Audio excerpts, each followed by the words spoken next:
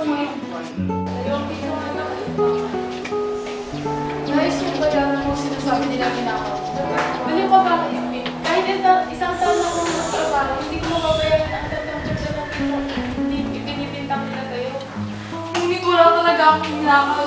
Talagang wala akong ninakaw. Paano kapag nalaman to ni inay? Natatakot ako, kuya. Natatakot ako. Sana Christine, hindi rin naman maniniwala si inay. Huwag ka mawala ng pag-asa.